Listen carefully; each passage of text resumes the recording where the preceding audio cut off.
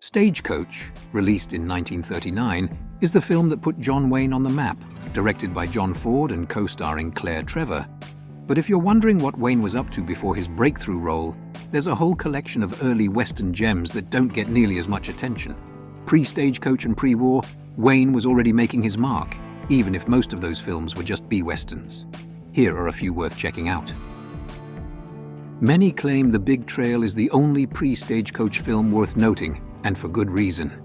At just 23, Wayne scored his first starring role in Raoul Walsh's Epic, shot in both standard 35mm and widescreen 70mm, and in 5 languages no less. The production was massive.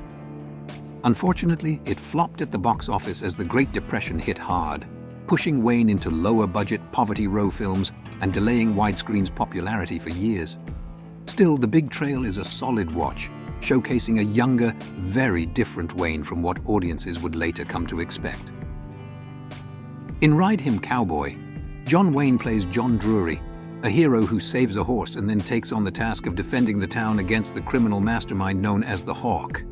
The film is actually a remake of The Unknown Cavalier, 1926, with Wayne stepping into the role originally played by Ken Maynard. It's the first of 6 films that paired Wayne with his trusty horse Duke between 1932 and 1933. If you're looking for a classic old-school Wayne performance, this is a solid entry in his early career. Another remake from 1932, this time of The Land Beyond the Law, initially released in 1927, where Wayne again takes over a role made famous by Ken Maynard.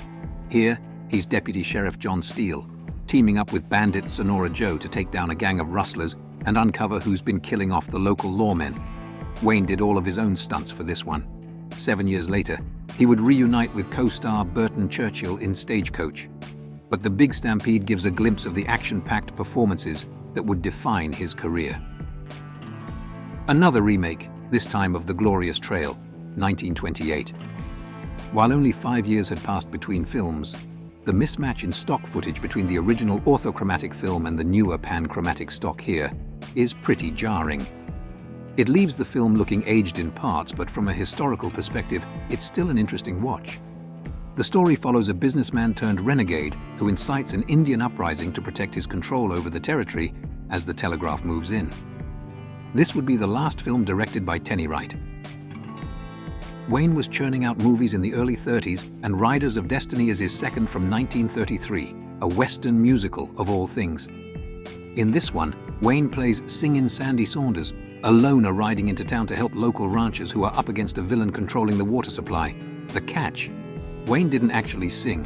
His vocals were dubbed by Bill Bradbury, son of the director Robert N. Bradbury.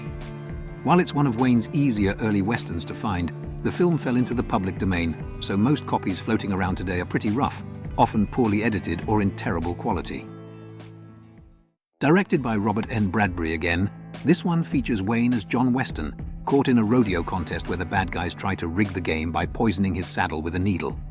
And yes, like in Riders of Destiny, Wayne's singing voice was dubbed, this time by Glenn Strange, who later became famous as Sam the bartender on Gunsmoke.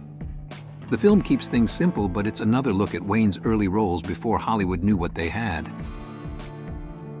Set in Kansas during the Civil War, Dark Command brings us into a battle between pro-Union and pro-Confederate camps, with Tex and Bob Seaton getting in the crossfire of William Cantrell's Raiders. Released after Stagecoach proved Westerns could be serious business, this one earned 2 Oscar nominations for Best Art Direction and Best Musical Score, and boasts a 100% rating on Rotten Tomatoes. It's the second and final time director Raoul Walsh and Wayne worked together, with Walsh having given Wayne his first leading role in The Big Trail 10 years earlier.